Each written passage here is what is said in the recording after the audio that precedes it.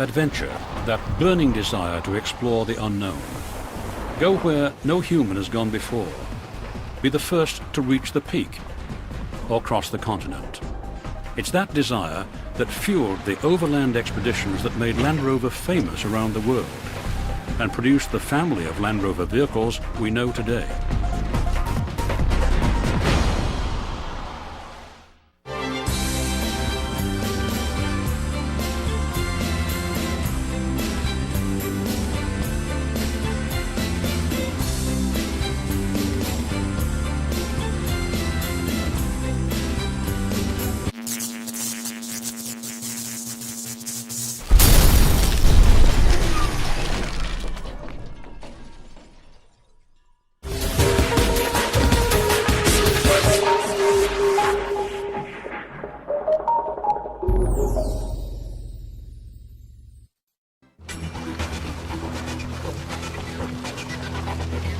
The Land Rover has become a passport to adventure for millions of off-road enthusiasts. People looking for a 4x4 capable of taking them into unexplored territories. It's become popular with those who want a little luxury and the ability to go anywhere.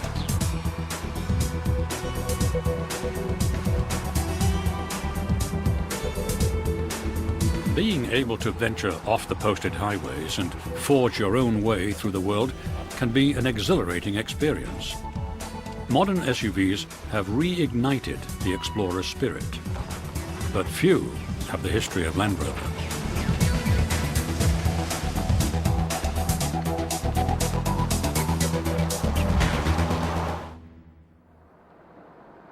In 1948, the Land Rover began life with a simple purpose: to give Britain a vehicle that could compete with Jeep. The Jeep had proven itself in World War II. A new model for the civilian market was about to be introduced.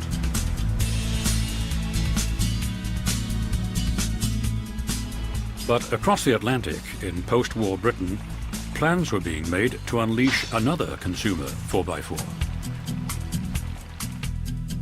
The Wilks brothers, who ran the Rover car company, were working on an idea prompted by Maurice Wilks' fascination with his surplus Jeep.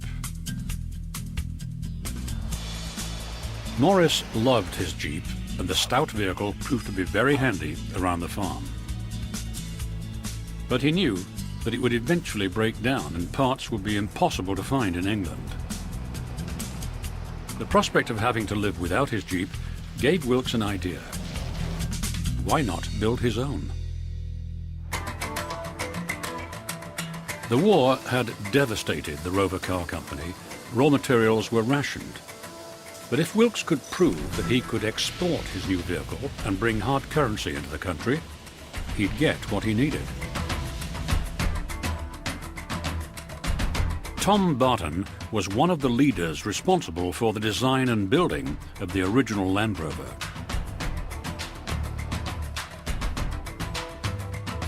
It was conceived, designed and built within a year. The Wilks were still using their Jeep, but not for long. They had something new. They had to substitute aluminum for steel on the new vehicle because they weren't able to get enough steel.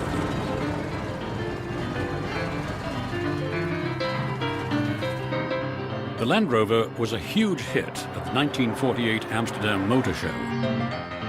But the brothers still had to convince farmers that the Rover could replace the horse. What I want, says many a farmer, is something that can do everything the horse can do, plus a lot more, and at 3 times the speed. And here it is, the Land Rover. A tough, chunky, cheeky, versatile vehicle with an unlimited capacity for hard work. They were right. There was more demand for the little Land Rover than they could fill. The plucky vehicle sported an 80-inch wheelbase, topped off with a 52 horsepower, 4-cylinder engine and 4-wheel drive.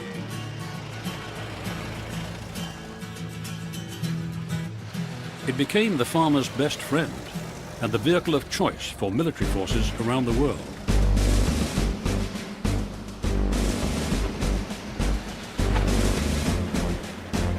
promotional film made by the company more than 50 years ago describes the Land Rover. There's something about the purposeful, functional Land Rover that makes an irresistible appeal to the young and the young in heart. How's she different from an ordinary car? Jump in and I'll show you.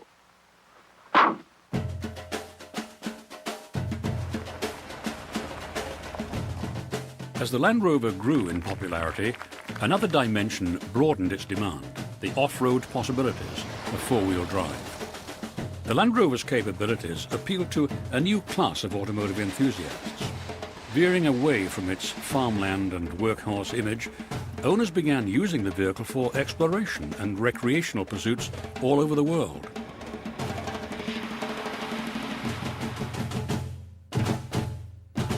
It's claimed that the first vehicle ever seen by 1/3 of the world's population was the Land Rover.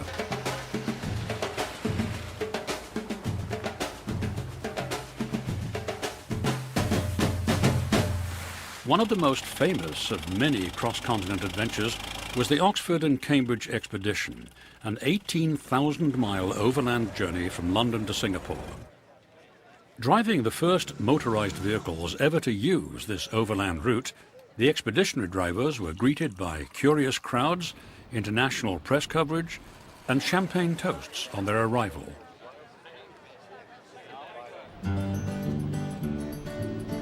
But not everyone was happy with the original design. Barbara Wilkes complained to her husband Morris that the vehicle was not female-friendly. She wanted more comfort and fewer sharp edges, which, she said, ruined any number of stockings. In April 1958, Land Rover brought out an entirely new model, the Series 2. It featured a long list of modifications, a larger rear window to improve visibility, rounded quarter lights and fenders. Windows were made of non-scratch glass, and the doors had external handles with locks. The changes made the Series 2 easier to drive without sacrificing durability. Orders flooded in from many countries. They were exploring the jungles of Africa, serving on the front line, and doing jobs few other vehicles could tackle.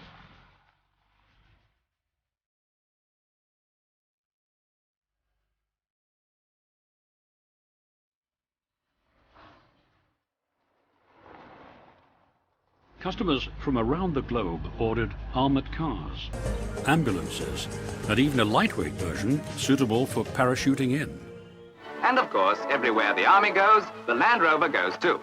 Here she goes, weighing well over a ton with trailer. And here she comes, safe and sound. However, in America, the Land Rover was still something of a curiosity. A few had been imported over the years, but they were a rare sight. And while vehicles such as the Scout and the Bronco were being successfully introduced, on the trails of America, the Jeep was still king.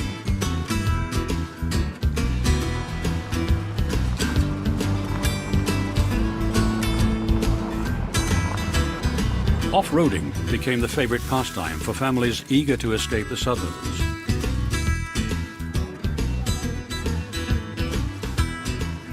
But very few of them were doing it in a Land Rover. There were too many other choices, and less expensive too. Another problem, the strict emission regulations in America that would have required special models to be built for import into the States. Rover couldn't afford the investment, and they abandoned the US market.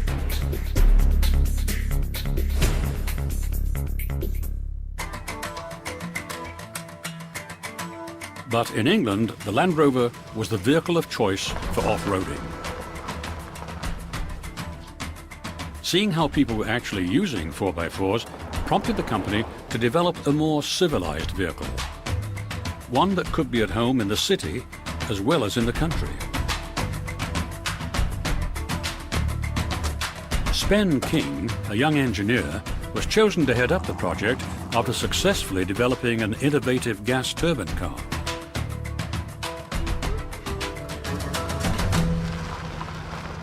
vehicles like the Ford Bronco and the Chevy Blazer, seen as their main rivals, Spen decided to take 10 to 15 Land Rovers on a competitive 2-day safari alongside the competition. His design team evaluated the off-road capabilities of Land Rover, and in some cases, the lack of off-road ability of some of the other vehicles. The design team then built several prototypes before finally settling on the one to be called the Range Rover.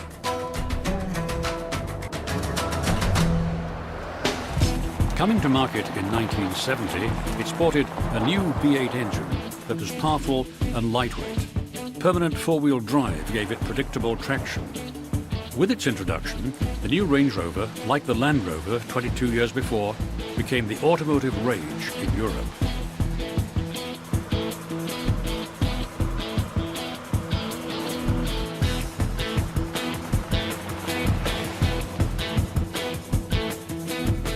The Range Rover was unlike any other 4x4. Its innovative design won numerous awards. It was even displayed at the Louvre in Paris as automotive art.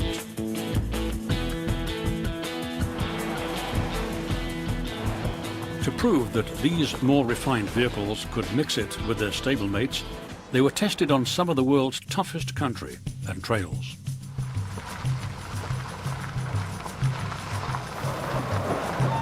They crossed the Sahara, battled Panama's Darien Gap, traversed rough terrain from Alaska to the tip of Africa, all to prove that Range Rovers could go anywhere.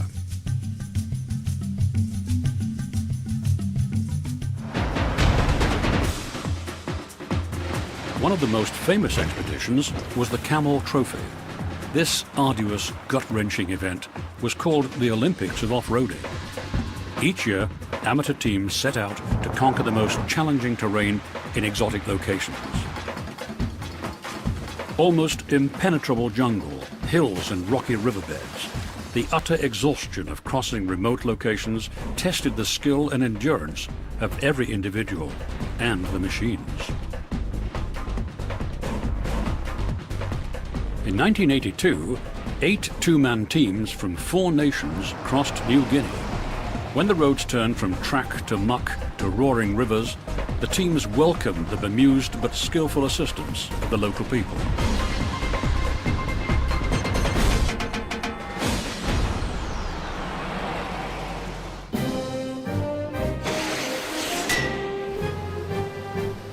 Land Rover was quick to exploit the adventurous mystique of their rugged vehicles with a series of outrageous television commercials.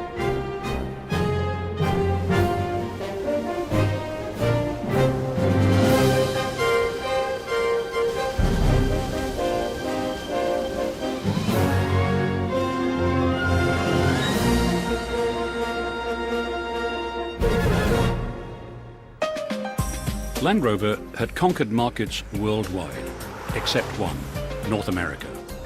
Executives wanted to return to this lucrative watering hole, but research said an expensive sport utility vehicle was not likely to sell. Americans wouldn't pay for luxury when they wanted utility. Land Rover decided the research was wrong, and work began on a super luxurious version of the Range Rover.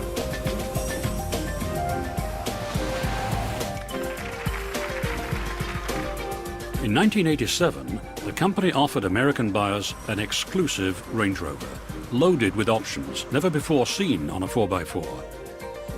Power seats, locks and windows, a sunroof, leather, wood trim, and a premium stereo system. The gamble paid off. It sold out.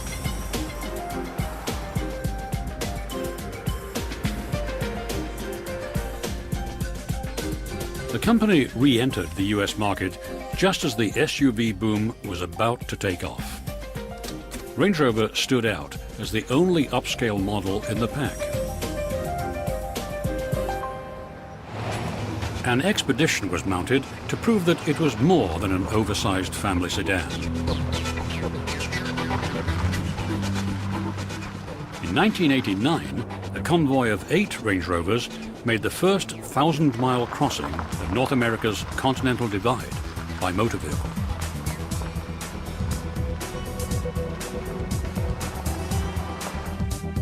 As the Range Rover was being rolled out around the world, engineers pushed on with high-tech innovations. They pioneered many four-wheel drive technologies to enhance safety and control. Tough machinery to keep the car going where you wanted it to go.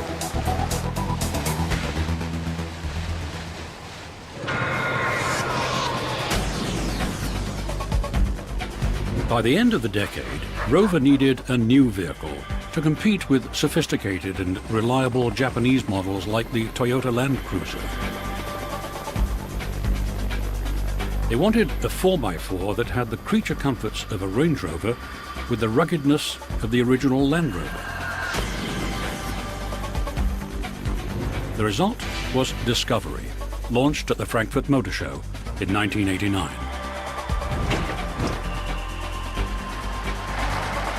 Available only in a sporty three-door model, the Discovery was marketed to a younger, less conservative driver. When it arrived in North America, Four Wheeler magazine named it the 1995 Four-Wheeler of the Year. But following unfortunate British automaking tradition, it had its teething problems. Like the Land Rover models before it, Discovery joined the expeditionary ranks. The Camel Trophy was by now so popular that 1 million people applied for this tough off-road journey every year. Discovery drivers signed on to the crossing of Siberia. They wanted to prove that it was a genuine Land Rover, worthy of the legacy that began with the original Land Rover, now dubbed Defender.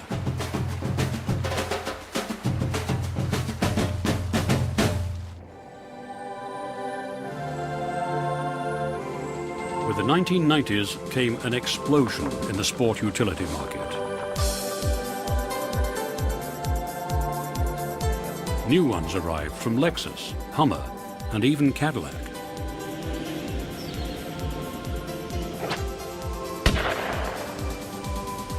But Range Rover, the first luxury SUV, was still the vehicle of choice for the country set. The company capitalized on its image and began to promote Land Rover as part of a lifestyle. And it was only a matter of time before owners of these go-anywhere vehicles decided to put them to the test.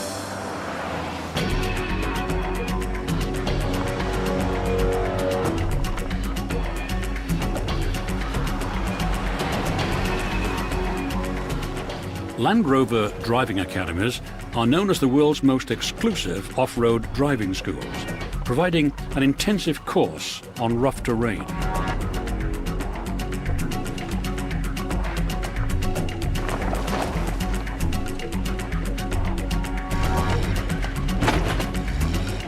The program equips owners with the tools to explore some of the most beautiful places on Earth.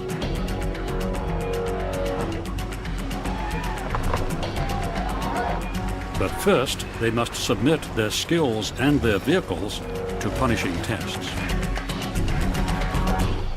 In 1994, the Range Rover celebrated its 25th birthday with a new model. Built in a new assembly plant, it was the most technically advanced vehicle they'd ever produced.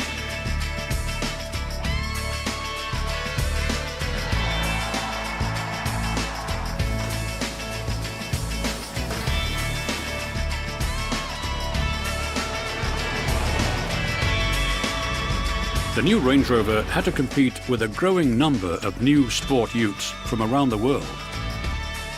It wasn't enough to have heritage on your side.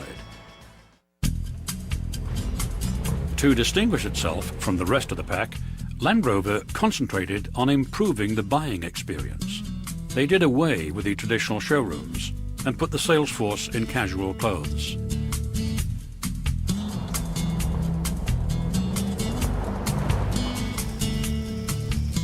Land Rover centres were created. They looked more like hunting lodges than car lots.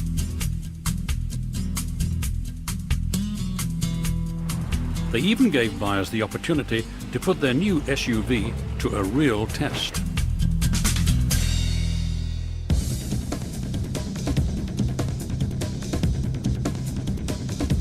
As sport utility vehicles became the hottest automotive market segment, Land Rover needed money for new products.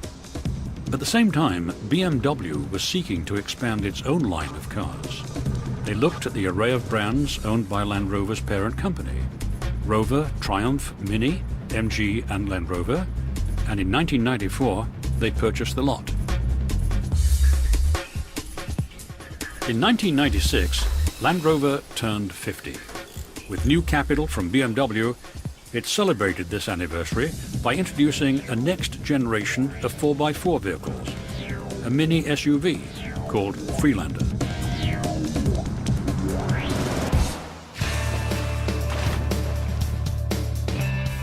It was the first Land Rover without a separate chassis frame and the first with a transversely mounted engine. Originally developed for Europe, with more than 16 patented features, including hill descent control, Freelander was eventually marketed worldwide. It was not designed to replace or compete with the Range Rover, Discovery or Defender, instead being geared to a younger, sportier buyer. While new products were being developed and launched, BMW was suffering tremendous daily losses due to its purchase of the Rover Group. Shareholders were growing restive. BMW now had its own SUV with help from Rover, the X5, pressure-mounted. BMW estimated that the disastrous Rover Group purchase had cost it $5 billion, and it cut its losses. A year after the X5 debuted, it sold Land Rover to Ford. Land Rover was feeling stiff competition from Mercedes and others. Ford quickly announced its intention to fully support the Land Rover marque, as it had done with Jaguar and the people who drive these vehicles. Get to the top of the hill, first gear, no brakes, let hill descent control walk you down. No, this is my very first time doing this. This is an amazing car. Oh my God, I love you. Thank you. This kind of loyalty has helped Land Rover stay alive in a crowded market. Owners are sometimes rewarded at special events, like this introduction of the Discovery 2 at a lodge in Colorado. Here, many owners are able to put the off-roading capabilities of these vehicles to the test, often for the first time.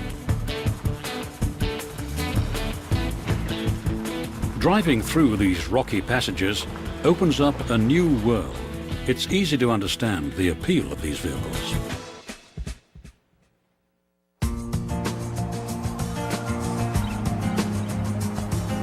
Today, Land Rover is recognized around the world as a pioneer in the 4x4 market. It has managed to combine an image of luxury and utility, refinement with ruggedness. It's traveled from a basic utilitarian product in 1948 to become a true automotive icon. It's been estimated that 3/4 of all Land Rovers ever built are still in use today. Land Rover's energy and innovative thinking hasn't changed much in half a century, but the technology has. This is where the future of Land Rover lies, as well as in the heart and soul of every great explorer who never let the absence of a road interrupt the quest for new adventure.